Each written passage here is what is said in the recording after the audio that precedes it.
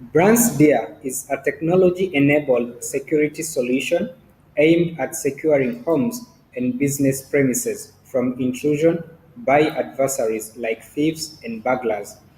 It employs state-of-the-art technology of artificial intelligence, which enables it to see and think like humans.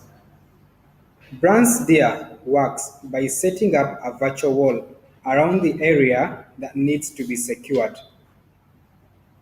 When a human intruder is detected while entering the secured area, Bransdia will automatically and in real time raise an alarm and make a phone call to the security guard or any other of your preferred contacts, alerting them of the security breach.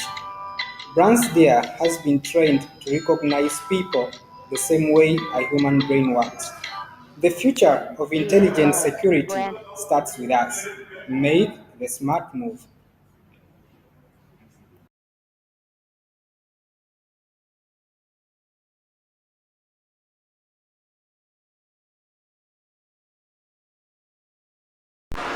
Another fascinating day to have you here in the Umbrella Show with me, Dalila Hamza. But today we have a different aspect where we bring the innovation part of youth. We normally empower them and also we move together as one. You know, what would they say? Unity is strength. Today under the umbrella we have two guests all the way from Brass Technology, and the person sitting next to me over here is the CEO. How are you doing, Patrick? By the name Patrick Oginga. He will tell us more on the venturing and what they do in their company. At the farthest end is Collins Becky, who is the chief CTO. Oh, you're the CTO. You're going to elaborate to us more what you do exactly at Burst Technology. Patrick, how have you been? Doing fine. Collins, Doing a really smile which brings a lighting mood. You can see the smile exactly. now. Yeah. Let's talk about the innovation part and youth. How is innovation linked to youth? Now, to start off, let's talk about the journey. How has it been in Burst Technology and what made you start this company? Patrick. Interesting question. Well, the journey has been long, you can say so, but also very interesting and fascinating. Oh, really? Tell us. We are eager to listen to what you have to tell us. Yeah, so we have a long background together, my colleague here, Okay. and very keen interest in technology Mm. and especially the software part of it. Okay. So back in 2018, we were just in the hostel and Mm. we were watching some TED Talks, Okay. and there was a very inspiring TED Talk that made us start this journey. A lady from Google called Fei Li. And so she was talking of how advanced our cameras are today. Their phone's camera is over 48 megapixels. Okay. We have cameras in the streets and in the supermarkets and everywhere.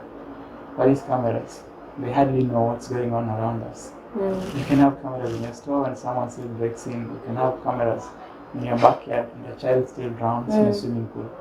Okay. So she was also talking about artificial intelligence and how we can make computers mimic this human intelligence and behave like humans, or maybe understand what's going on around it. Then that's what really sparked this idea in us that we have cameras all around us, but they don't do much that we use them. We put them there for. So we thought, using this artificial intelligence, could we make them do more? Could we make them achieve the tasks that we put them there to do? Okay. Like, could we make them see that there's a robber breaking into your house, or there's a child who's falling into a swimming pool? And that was the beginning of the journey for us, and we've come a long way. Okay. We've worked on various innovations in that particular line. Okay. Basically, when we talk about Burst Technology, Collins, I'm coming to you. What should our viewer be expecting? What are the things that are happening inside your company? Okay. The things that are happening in our company are really great. We are basically dealing with the subset of technology, I mean artificial intelligence. So we are basically doing the subset called computer vision. And we are trying, just as Patrick said, we are just trying to make cameras smart enough so that they can look at the environment and deduce what they are seeing. So we are trying to bring up or make these unmonitored cameras that even without humans, even without any money, they are able to operate on their own. So we're trying to make our society better, and we're trying to bring technologies that are out there up here to Kenya, here in Africa, so that we can leverage from the solutions and the benefits of those technologies. So yeah. There are some youth out there actually wanting to like venture in such an area, but they don't know where to start or who to turn to. What do you tell them? Okay, about that. So you are like there's some people who want. Yeah, to they do want to join. venture in that part of innovation, like be part and parcel of creating the softwares or perhaps much more innovation. But you know, the families that we live in, it's always about you need to be a doctor. Okay, doctors make money. Parents, don't hold that against me. It's part that we see every single day, right? There's that you need to be a doctor, you need to be a lawyer, you need to be this, you need to be that. But the part of technology is like, no, just leave that for Germany kids. You know, it's like, just leave that for other people. They're the only people who can actually invent things, you know, like China and stuff. But at the actual part of them being motivated to that area, it's very minimal. So what do we tell them actually? Okay, to those guys out there, like the ones that really want to dive in this technology or want to dive in technical stuff, I think the first thing that you really need to have is the drive. You need to have it in yourself. You need the passion To push. to push yourself. Like you really need to push yourself to the limits, and you need to consult with the people who have been in the field. You want to go. There's like right now, it's good that we're in a point in the society where there's something called the internet. Like it has like lots of data and lots of information. So it's a good learning point. So whatever you want, search about it, Google about it, contact those guys that are in that field, and I think you will be, at least you'll be making some progress just by doing that. Okay. Yeah. Patrick, what are some of the projects that you guys are doing at the moment? We need to know like exactly what's happening behind these CCTV cameras, behind whatever. What are the projects that you're doing at the moment? So like I said, we've come a long way, and we've innovated around various sectors. So when it started, we started with general security. How can we make cameras perform better in terms of security? How can we make them be a part of our security systems, not just video creators we have to watch later? So we started with what we call advanced gear, that is advanced deep intrusion analytics. Can you repeat that again? Okay, so our very first commercial released version was Dance Gear, what we call Dance Deep Intelligence, Deep Intrusion Analytics. Okay. So how it works is, let's say your camera at your home or in your store. Yeah. And usually, or currently, what most people have to do is to put someone to monitor them all the times. Okay. Or just monitor and rewatch them after something has happened, like someone has broken into your shop or something. So what Transgear actually does is it acts like a virtual security guard. Okay. So you have your camera there, and you plug it into our software. The software acts like that person who's there to monitor it. So it will monitor your home, your shop, your store, and see people coming in and going out, and it will give you a call whenever it detects anything suspicious. It will tell you that someone is breaking into your shop, or someone is breaking into your home. And it will do that in real time. The moment someone walks in front of your door, it will give you a call. And then with the app, you can open and see exactly what's happening. Then you can decide what action to take. So that was the beginning. Then we expanded, Okay. and we built the next software, which we call Prime Eye. Prime Eye. Prime Eye. If you have not started sending your questions to this gentleman in the studio, you better be doing it, because today we're going to learn more of this intelligence and how this innovation can change our country and especially our youth and create lots of job opportunity. Don't forget to subscribe to our YouTube channel at Ashufa Online TV, and remember the program is The Umbrella Show, which talks about matters that revolve around our society and how different organizations and company are giving their impact to our society. Let's continue, Patrick. Okay. So Prime Eye is an advanced security solution that is meant for business centers, Okay. places like malls and other shopping centers. I believe we all remember the Westgate case. Yeah. And So unfortunate. there were other attacks that even happened after Westgate.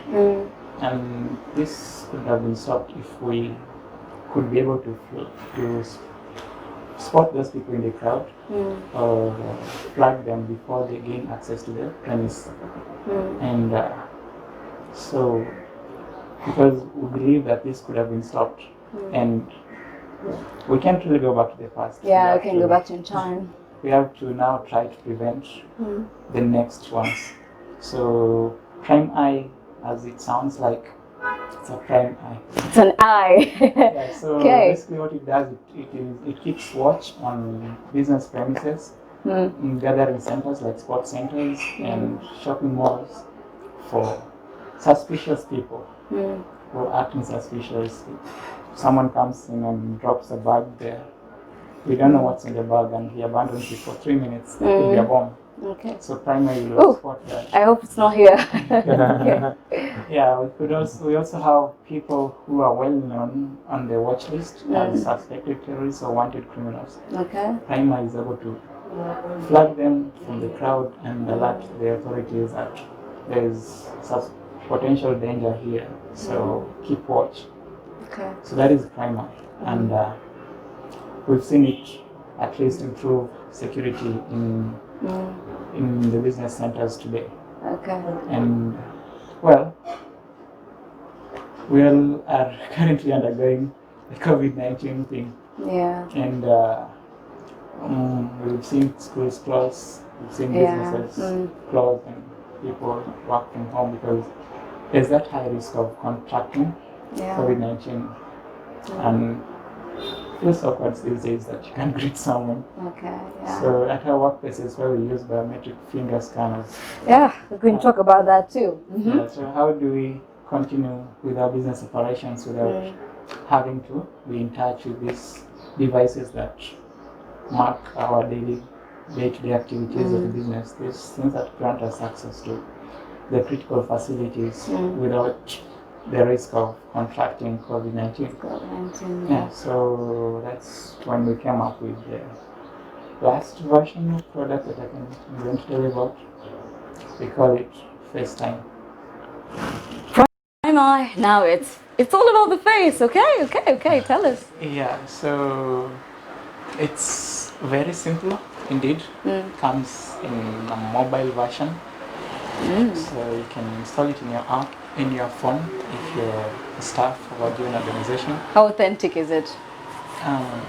What do you mean by that? I mean, like, how does it work? Is it like, there are lots of face recognition, Maybe perhaps the viewer might want to know, like, what's in it? Why should I have this app? So the unique thing about Brands Technologies is that we build technology for Africa, specifically for us, Africans. Yeah. So it's built for Africa, and it works best in Africa. Okay. And once you have the app at your premise, you just need to put it there, install it at the entrances, so the check-in points. So when you pass by, it just says welcome to the line. Whoa, can't wait to see that. You don't need to put your fingers anywhere, you don't need to touch pens and sign papers. You just So walk by, those are the proper smile. guideline of The coronavirus actually. It helps Yeah. out. Yeah, exactly. Okay, sure. Hope that the government will consider that too. Let's talk about how costly is it? How did you manage to come up with the funds? Because I believe something like that needs a lot of investment, right? So the cost of it, developing that kind of software. So it's true that that kind of software requires investments behind it. We're not working alone as Okay, brands. okay. Uh-huh. We've got investors backing us. It's TechBridge Invest, which is a Norwegian investment firm. But Okay. currently we have an office in Mombasa. So Okay. we got lucky to be selected by them. In our early years when we were just beginning, that was in 2018, and so they've been able to facilitate us to bring our products to the market. And we want to say that that's a barrier for the youth to innovate, because for technology, especially software, you don't need so much money behind it.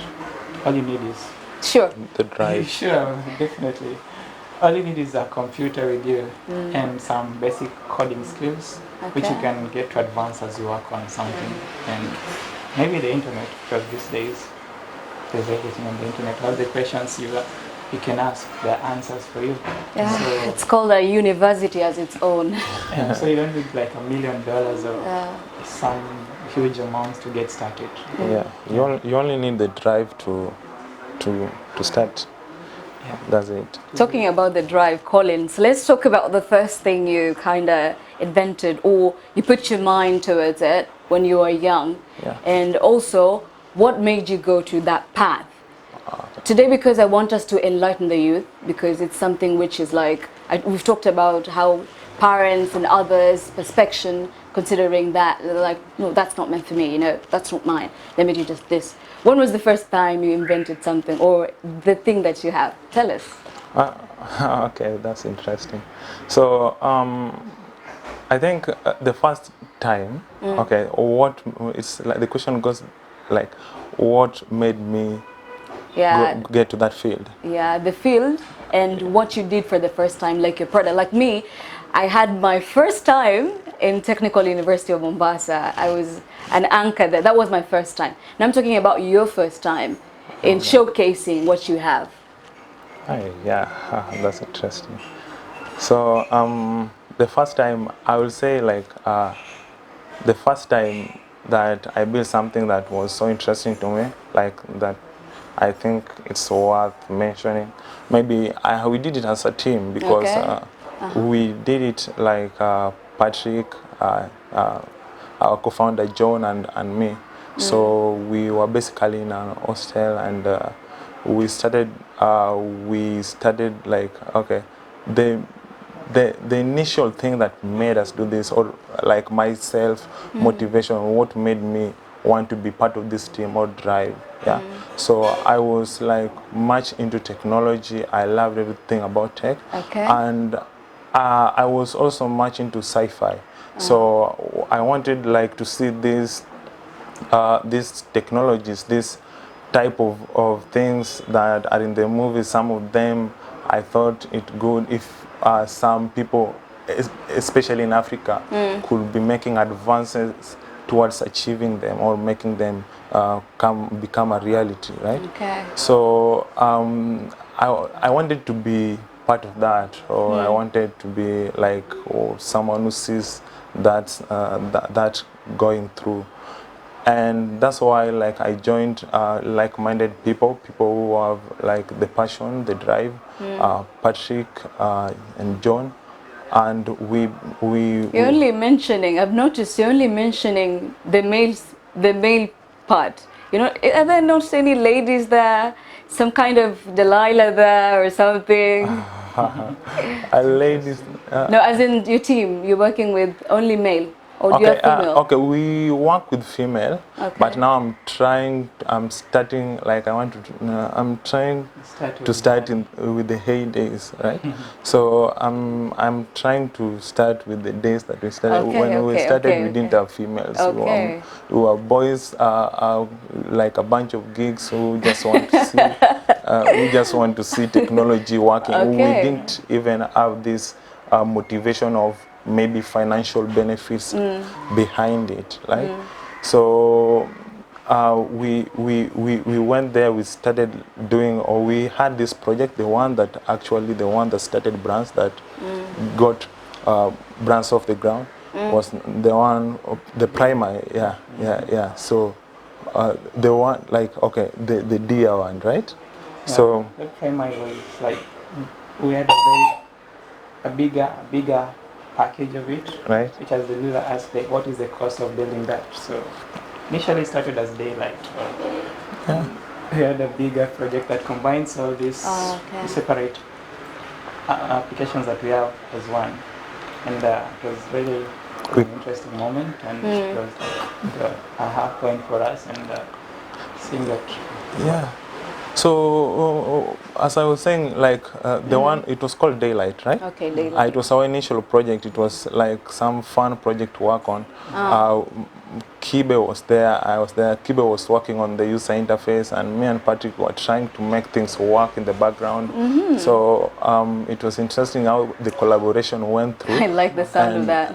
And we managed to, like, we managed to bring it up. But the funny thing is that the time that we were showcasing it, we didn't have it incomplete, like it was incomplete.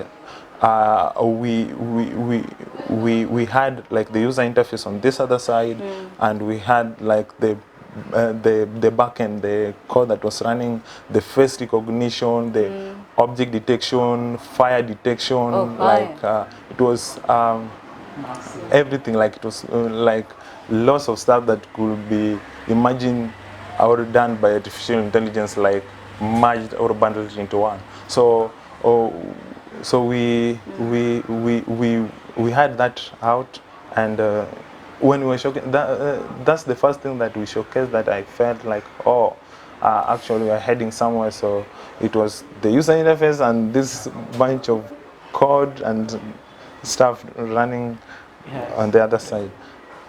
Yeah, so Whoa, yeah. that was quite an experience. Yeah, it was. Okay, so you started as a team, as a whole, eh? Yeah. Okay. Patrick, meeting the president in 2019, and your whole team was there for the first time. You got him there looking at your innovation. How did that feel for you? Well, it was a wonderful experience, as everyone might say.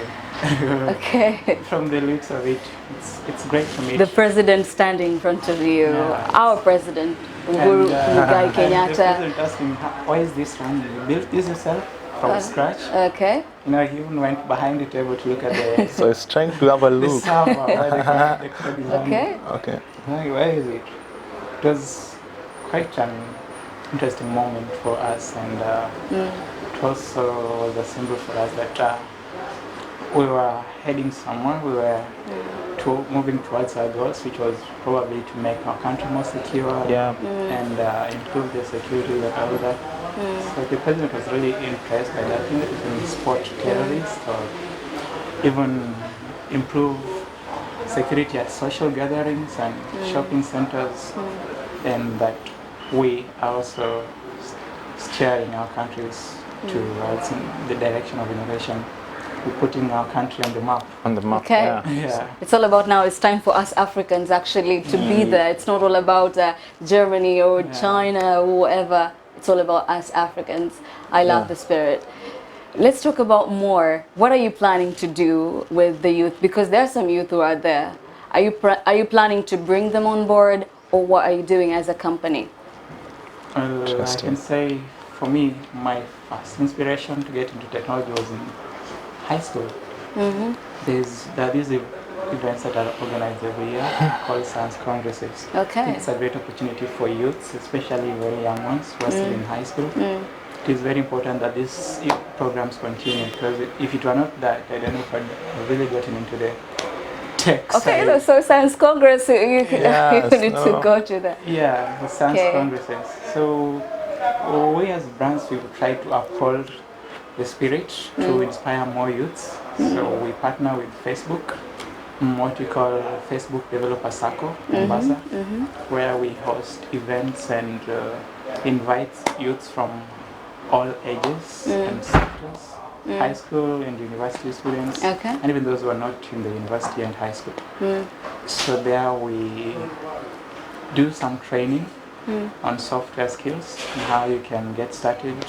You can build your website, your app, or a game if you want to. Hey, I'm sure the youth that heard about the game, they're coming to Brands Technology Yeah, as soon as possible. Yeah, and great. We're also in partnership with TUM. We have got an innovation wing at TUM. It's called TUM Innovations. We would like to recognize Jasim, who is the current president of TUM Innovation. We're very close and we work together to ensure that the students at TUM or in Mombasa, and hopefully maybe we'll expand wider, cover the entire coast soon, that they are inspired and that they are moving towards that direction of innovation. Because we all know every year we have over 50,000 graduates, but there are not as many jobs as Yeah, those. actually. So it's very important that while you're still at the university, we get to have ideas of how we can survive once we're done here. We get some skills that could see us build businesses later. And Yeah, there's more to say. okay, Okay. exactly. So as brands, we embrace questions from people. Like we want people to maybe ask questions about technology. We are just out for anyone who is ready to do that. And we do lots of stuff, even in social media. There's some time there, okay, personally, I created a group called Embracing Artificial Intelligence in Kenya. So we want more people like coming in. And we are also part of a community that you didn't mention Okay. at AI Kenya. So we are also part of AI Kenya. It's a group where I'll call it an online community, or a community that people with this passion of artificial intelligence come together and try to bring out the idea. They always have meetups. I think this year they have not have any because of COVID-19. Yeah. And personally, I also try to contribute to open source, and I also try to write articles about technology and maybe technical stuff, so that it's not only to help people here in Africa, but also like just around the world. So Okay. we are out there doing lots of stuff, trying to make people at least come on board. Do you have members from outside the country who are working with you? Yeah, I can say I'm the current Kenyan ambassador to Exponential AI Thinkers. It's an international community of AI, artificial intelligence developers. We're trying to pass this knowledge to the general public, to the youths and all that. So we can say we work closely with international bodies as well to inspire the youths locally, to educate them and make them feel like they're not left behind. We in Africa, we're not meant to be consumers, but you can as well be builders. Okay. Yeah. So, yeah. About working with international partners, we have many of them. We've got EASE, it's a Norwegian company, it's a cyber security company. Okay. We are more of general artificial intelligence company, but we do work closely, and they even have got testing programs that we might select some youth to participate in the coming days or months. what are your plans, let's say your projections in the coming years as a company? You know, we want to empower the youth out there. What are your projections? What are you projecting? Especially those people who can't even reach you. There's some who are living at the rural areas, at the grassroots. Because Ushago, there are some who don't know about it, right? So what are your projections for them as well? Well, if anyone has been following Brands Technologies, you will notice that just a few weeks ago, it's not last week, and it's the week before last week, we were selected to participate in Innovation Africa, or what we call Africa Innovation Week, which is a continent-wide event that we participated in, and we presented what we call satellite analytics software that helps map rural areas in Africa. We would like to see that in a short bit, the camera. Yeah, So exactly. it helps map very rural areas in Africa that are forgotten, those that can't be reached by maybe these tech companies or other people, solution providers that could really bring value to them. So what we do is we map those places, and then we partner with the right people to reach out to these people. So we've started with energy. We're mapping areas that are not that do not have access to electricity, and we partner with solar companies and take energy to them. We'll look at education. We map very remote areas that they don't have access to internet, they don't have access to technologies like computers, they don't have hubs and labs and cybers. And partner with the right people, like Close the Gap, who are bringing computers to empower African youth. Yeah, even agriculture actually. So with the satellite imagery analysis, we are able like to map regions that distribution of agricultural resources in the remote places and in the villages. So at least this could help farmers know exactly what types of plants or crops they should grow. At the comfort zone of your phone. Yeah. Wow. Click of a button, because it's using satellite data and it's doing that. So it's the artificial intelligence part, algorithms that are running behind it. So it knows that this type of soil, this type of terrain and stuff, this is the type of crops that are efficient, that will grow well in that place. So we are indirectly doing that, I guess. So reaching out to the marginalized communities, those that are almost forgotten, and we bring them resources. Okay. Empower them. Does the government work hand in hand with you guys? We can say indirectly, not directly. We have partners that are directly in government. We've got Mahmoud, who is the chairman of Swahili Port. He also sits in the board of AI and blockchain task force, which is a committee by the government, and he is also sitting in the committee of COVID-19 innovation. So you can say we work with the government, but indirectly. Indirectly, yeah. right. Sure. So now we have the face of the COVID-19 pandemic. Let's talk about what you have for us, because I believe there's something cooking up as far as I'm concerned.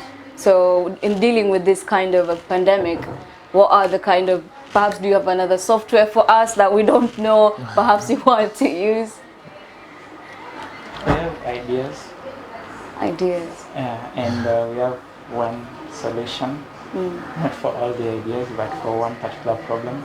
But then there are several other ideas that we didn't really pursue because of probably lack of data. Because in order to build something around COVID-19, you really need to know how it works. How it works and the data. How the data samples you need to have those to train artificial intelligence neural network to understand what is COVID-19, how do I detect that this is COVID-19, that someone is showing symptoms. So we had some very fascinating ideas. We had some ideas. I don't know if I can dig into it. We want to get the tip of an iceberg, just a little bit for our viewer out there. Okay, so we had this kind of idea. We wanted like to use medical images like the ones that shows the lungs and stuff. So we wanted to use that and our trained model to like pass through that image and maybe like try to detect if there's existence of any disease or symptoms of COVID-19. So those with COVID-19, it will alert that okay, this guy has COVID-19, and those that are without COVID-19, that's the way. But now you need experts. You need experts who know that this type of lungs is infected with COVID-19. To You come need, on board and yeah, help to come out. on board. You need the data. You need like an extensive amount of data so that you could train the models to know that the difference between COVID-19 positive and COVID-19 negative, so that it can work like efficiently on its own. So yeah, so we had those ideas, but we discontinued them because of such reasons. So. Yeah, the health sector Okay. is highly regulated, and it is also very critical sector, and we wouldn't want a computer to tell you that you are COVID-19 positive. And- or You're And not. you think That's you're a not. blunder Yeah. now. Yeah, so We'd have someone commit suicide, which is Yeah. really scary. So we decided to just build something that does not really get dig deep into the health side, but something that can actually prevent the spread and the spread of COVID-19. That is the app that today we would get maybe to show you later. Okay, That, definitely you have shows. yeah, so we're just trying to reduce the contacts that we have at our workplaces and schools. Fortunately, schools were closed down, so there were not so much contact and the spread was contained. But as schools reopen, we hope to digitize how they check attendance so that they don't have to sign any paper anymore. They don't have to get in contact with biometric finger scanners that are touched by over 50 people. yeah, exactly. We bring them an app and a software that you just smile, checks your presence. You just smile. Yeah, That's wonderful. I like to maybe put it this way, like you see, even with COVID-19, right? People still need to clock in and clock out in their jobs or in their offices, Yeah, right? And things have to move on. So how do we move on from where COVID-19 has made changes that probably, or like changes in the society that probably will stick until I don't know forever, but so that's where brands comes in. We are trying like to contain the spread of COVID-19 by what we have, which is technology. We are trying to do away with the fingerprint biometric scanners, and we are bringing you the face recognition app where you don't need to have any contact with the app or the device, right? So that's what's going on. Okay. So yeah, we are trying to help curb the spread of COVID-19 by using technology and artificial intelligence. Yeah, so. Do you think, Patrick, that the youth have been given enough kind of opportunities, especially in innovation? I can say the government is trying, and not only the government, but even the ecosystems that we are in. As in Mombasa alone, I can count over 5 hubs. There's Swahili Port, there's Swahili Box, there's Tech Bridge. There are so many of them that are trying to create that space where the youth can come in and learn about new stuff and innovate and get supported. And it's not only in Mombasa. If you go to Nairobi, you'll find iHub, you'll find NILAB, and you'll find a number of them. Go to Kisumu, you'll find Lake Hub. Okay. And so these are like personal initiatives for various organizations. And the government itself also is trying to create such events that the youths can get inspired, can get really motivated to get into the innovation sector. Yeah. Because the youths for today, if we don't innovate, I don't know where our country will be in the next 20 years, where everything will be technology And automated. Yeah, so. Let's wrap it up with the challenges you face. Collins, forget the challenge you face as an organization, as the Chief Technology Officer. Challenges we face. Yeah. Okay. One challenge we have challenges we face. So I'll talk about them from the beginning. So you realize that in the technical side, you realize that okay, we are trying to build these technologies, artificial intelligence, but you realize that the compute that they need, like the compute power, is so enormous, and to have that, you really need powerful machines or powerful computers. So there's this time that we had to import some devices from the US because they are not in existence in Kenya. Whoa. So that's one challenge, because you realize that some devices or some equipments that we need are not available locally. So I'll say that's a challenge. But do you want to add anything about Don't you about the challenges, Patrick?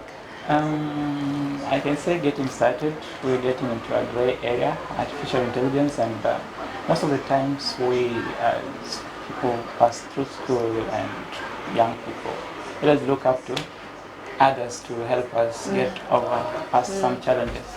But then we were youths who were inspired and we get into artificial intelligence, and well, all around us there's no one with such skills. So we just had to crack it ourselves. Yeah. Like there was no one around you who could really guide you on how to tackle a particular problem. So most of the times you'll find that we'd really try to connect with international forums to be able to overcome some challenges. So I think there's that lack of a community that you can really take your problem to, or share with the difficulties that you're facing, technical challenges as you build softwares of particular kinds. So, well, that was, I can say that was really a challenge in the beginning, but today we've overcome most of them, and we also available ourselves to assist upcoming innovators. Oh, congratulations Yeah, for that. especially That's a good like, sign now. we really need like people coming into this field of artificial intelligence. It's a technology that probably will exist in the next 100 years or so. So we would like that, especially in Kenya or in Africa, that more people come into this technology and try to move it forward here in Africa. We need to see self-driving cars in Africa. Whoa, I need one of those really now. Even our cameraman is saying he really needs to have that kind of car, right, Javan? Yeah, definitely. So there are still lots and lots of innovations to be done around artificial intelligence. We've only started by building the eyes for the computers so that they can see and understand the world. We're supposed now to build the other parts. The hands Started with the eye, now the hands, and so that brings in the robotics field. I believe my friend Jasim, it's TUM and Tech Kids Africa. Actually, Tech Kids Africa, they're doing great. They're training kids to learn these technical skills like building robots and stuff. That kind of stuff. And we work closely with them to teach these kids on how they can make the robots think and reason like human beings and do simple tasks. So, I mean, it's time we have like something, a Swahili version of Google Assistant, right?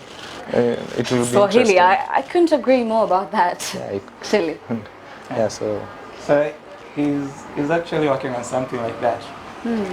Siri Swahili version that you can actually converse with in Swahili. Now you're like, Siri? Okay, now the Swahili part. Siri wasemaje? Niko poa. Okay, niko poa. Yeah. So let's get to your last remark. We'll start with you, Collins. What do you tell our youth there, especially the youth, and about the artificial intelligence? Okay, about artificial intelligence, it's really an interesting field, and I would like more youths to come in and to explore this technology. It's They should. Okay. I don't see any reason why somebody should not take up this. Maybe even if you are an hobbyist, you could take it as an hobby. You just, from the initial interest, you just learn a few things about it, how it's changing our society, how it's molding how we think and how our culture exactly, because technology is there to mold us and change and shape us to a better future. Yeah. We're waiting for that. Siri, you know, I'm really interested in that. You come again in the show and show it exactly how you're doing it in Swahili, like Siri saying, hey, Yeah. Collins ni nani? You know, it's interesting. It's It's very really interesting. interesting, yeah. And especially if as youth we do that, it's going to take us far. Let's hear from you, Patrick Oginga, Chief Executive of Brass Technology. Tell us your last remark. So to the youth out there, I believe there's still a ton of opportunities out there, especially in the technology sector, because the world as we know it is about to change and technology is about to take over everything. We want houses that you just walk in and the TV is on and it knows your favorite channel, Whoa. and the Okay. room turns to the right temperature. Okay. And today, this is not something that is for specific people. Anyone can do it, as Kipchoge says, that no human Man is is limited. limited, yeah. And you don't have to really have a computer science background like my colleague here. He is the best in our team, but he's got a very different background. But it's about the drive, as he's been saying, the passion. You find that thing that you're really, really passionate about and innovate around it. Build something that impacts lots of other people out there. Don't just do things that for yourselves, like I need to make this small program and keep it in my computer. Bring it out there, because otherwise there will be no need for making it if it's not really going to help change the lives of many people. But there's still so many chances, so many opportunities, and there are lots of opportunities. Yeah. I could say so. And don't do it for the money. Yeah. Okay. Yeah. There are two sides to life. There's the passion side, and there's also you have to live. So you don't really need to focus on the money, but you also have to think of your future. That is this thing going to bring bread on the table one day? Maybe not right now, because right now most people still get support from family and all that. But as I would say, there are all the answers that you need on the internet. There are all the resources that you need to get started. Especially in the tech side, you don't need so much. You just need a computer. You can, if you don't have one, you can. Computer and your mind as well. Yeah, and your mind Internet. and time. So if you don't have one, there are even cybers around. You can just go and sit there 30 minutes a day and build something bit by bit, just like Facebook was built from geometry. Yeah. You can do the next big tech that you would know of from a cyber The next or unicorn. from a school lab if you don't have access to such things. And it's really, there are really, really lots of opportunities out there for youth, and we don't really have to have that job-oriented mindset that I want 200 million for this invention. Okay. yeah. So go for it. Yeah. Go for it. Okay. That's all I can tell you. Don't sit back and wait for someone to come and push you to get started. There's no one even knows that you're thinking of it. It is only you who has the power to get started. To make So a change. it is until you get started is when someone can see you and offer you a lending hand and make you meet your dreams. Yeah, so Go for it. go for it. It's been an amazing session. We're having this gentleman over here in our studio. Remember that the show is the Umbrella Show. I hope that you had a great time, and also we put more effort in innovation. It does pay. And as we say, everything that starts has an ending, and it's a bye-bye for me. I'm Dalila Hamza.